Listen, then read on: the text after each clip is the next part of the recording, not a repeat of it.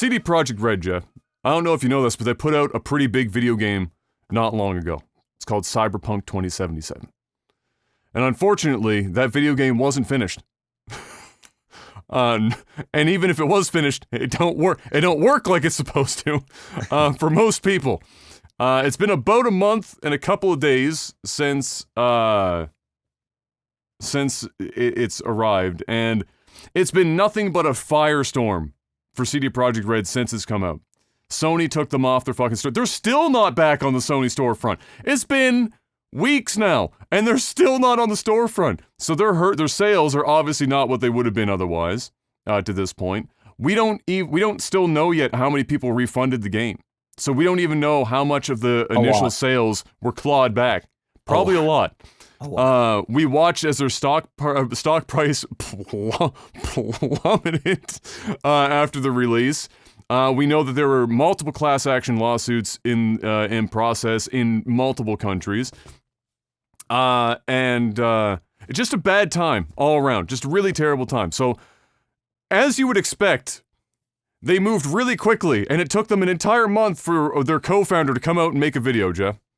They waited until literally the world was around their it just waited on their shoulders and everything was on fire. Then he came out to talk. Which is exactly why I don't take a fucking word of this video seriously. It's horse shit. He doesn't even 100% take blame. He kind of does up front, then he shifts it off onto other people. It was bad. I don't know if you got a chance to watch it, if it popped up on your timeline or anything like that, but it's one of the co-founders of CD Projekt Red. I didn't watch it. So it's I'll go over it here because I got some notes for it just for that reason. So Poland. So first of all, preface this: Poland, which is where CD Projekt Red is located. That's the company is Polish. So Poland's Office of Competition and Consumer Protection begins their own investigation into how all of this transpired and what they're planning. And when I say they, I mean CD Projekt Red. What they're planning to do to correct it for consumers who were, according to them, pretty wildly misled, which is everyone but CD Projekt Red admitting that people were pretty wildly misled by this.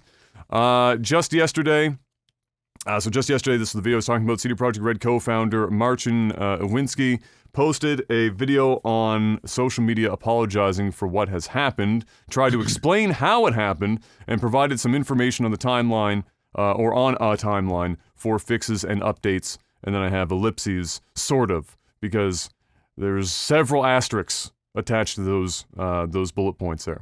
First up, he said that, I'll say this up front, basically in the video like I mentioned. They kind of owned up by saying, don't blame the developers themselves. The board members, myself and the board, are the ones that ultimately made the decision to put the game out. So it's our fault that the game went out as it did. Our development team are rock stars. They do a great job making games. It's our choice to decide when the game goes out. So he did that, and then as soon as he said that, he spent the rest of the video.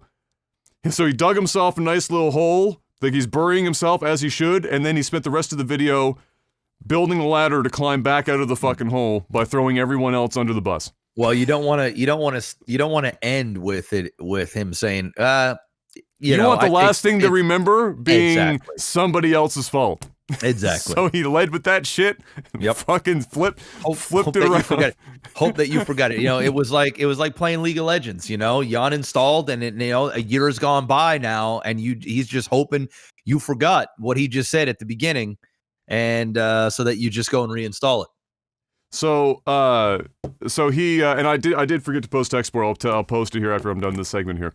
So he says that, and I was like, okay. I'll watch this on the stream. I was like, okay, all right. We accepted some responsibility. Good job. You did it.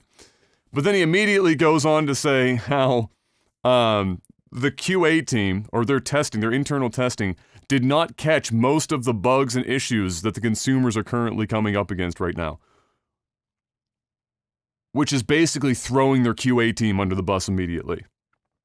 Now, I refuse to fucking believe that a QA team of any skill level, because they don't even have to be QA, they could have handed that shit to literally anyone. They play that game for a half hour, and they're going to find most of the shit that happened for most people in this game. This is the biggest crock of shit.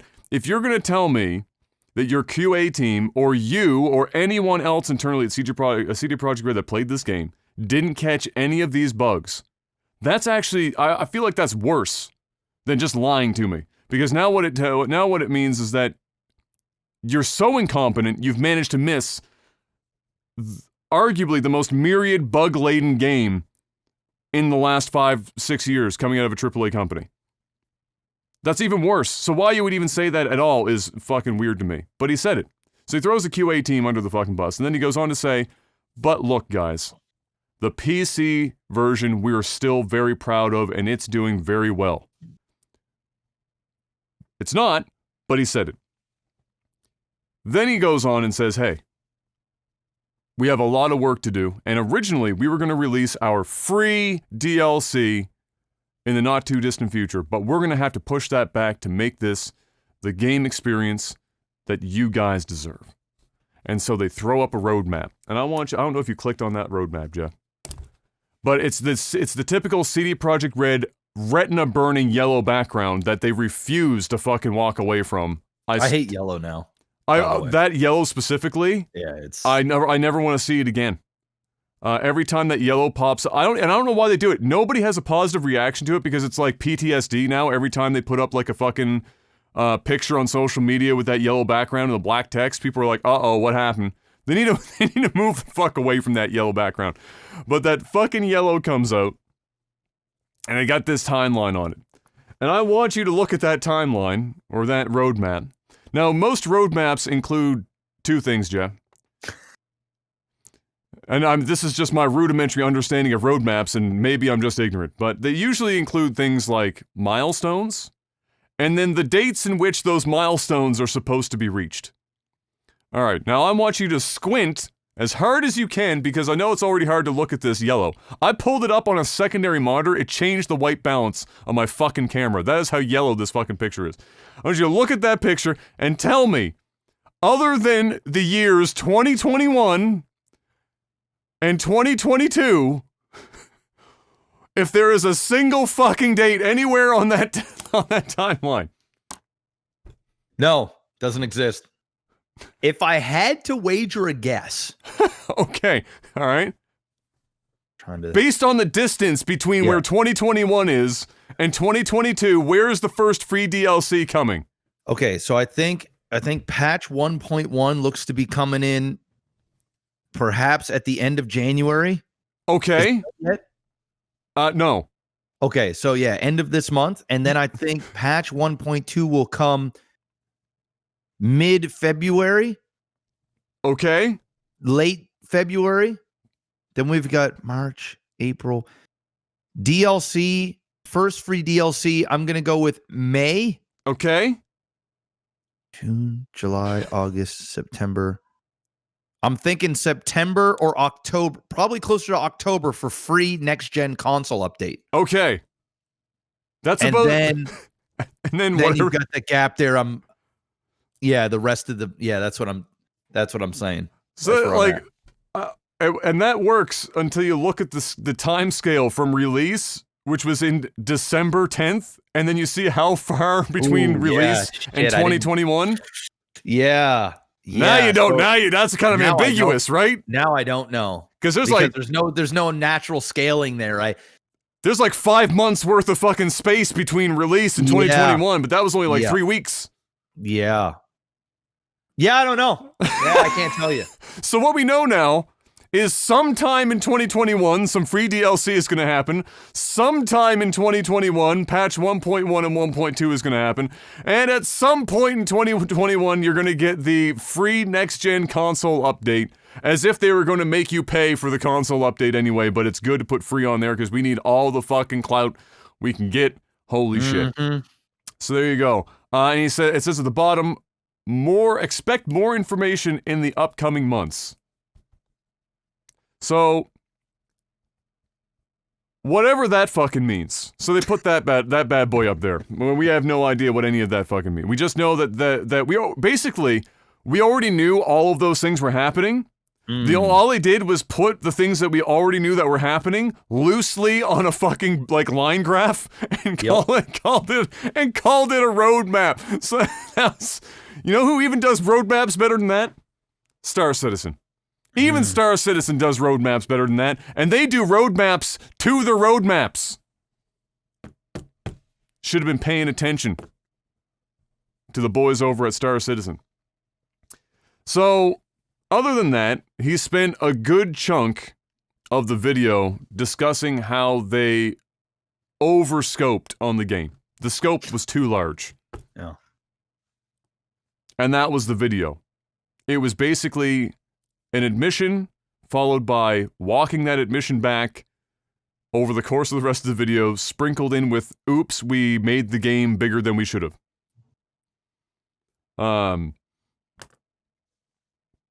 And so is the game even that big?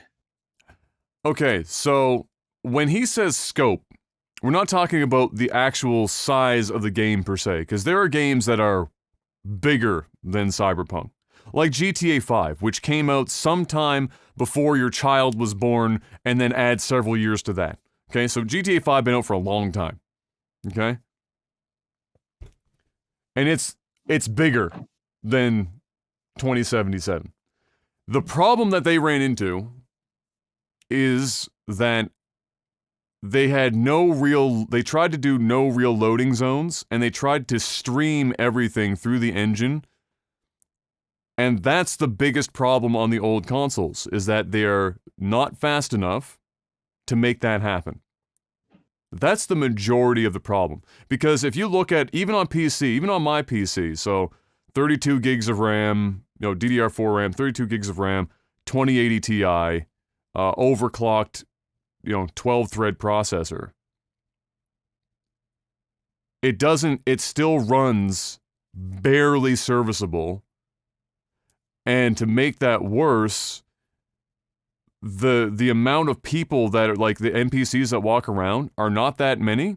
And if you turn and then turn back around, they're gone. Or you turn around and turn back, all of a sudden there's like 6 of them. They loop things. There's a clip I've got that I called the Angry Italian spot, where outside of a diner during one of the story beats early on in the game, there is a spot right outside the diner, right next to a fence and a set of stairs. And NPCs will walk up to the spot, take out a phone, do angry Italian hand motions, walk away, and then inside of 30 seconds, another random NPC will take that spot, take out their phone, angry Italian, move on, rinse, and repeat. And it doesn't stop. It's never ending. There is no AI governing anything. It's not like Radiant AI and like Elder Scrolls where like at least some NPCs have like pathing things or like what they're doing throughout the world. There's none of that shit. They're just randomly generating NPCs, throwing them in, and they have 30-second cycles of like angry Italian simulars. Or Shady found another one where it's a pissing spot, where people will just walk up, take their dick out, and piss on the ground, and then walk away, and then another person takes their place and pisses on the ground. So, like, the scope of the game in that sense is not big. It's nothing special, in all honesty. It's really not. The map is pretty big, and it looks pretty good, for sure, but it's not huge. The main storyline isn't that long, and most of the side quests are pretty standard fare. So, the scope, I think when he says scope, I think honestly, the bigger problem is that their engine was not up to the task of going from The Witcher 3 to what they're trying to do with Cyberpunk, especially with the streaming of all this information in game. And then tack onto that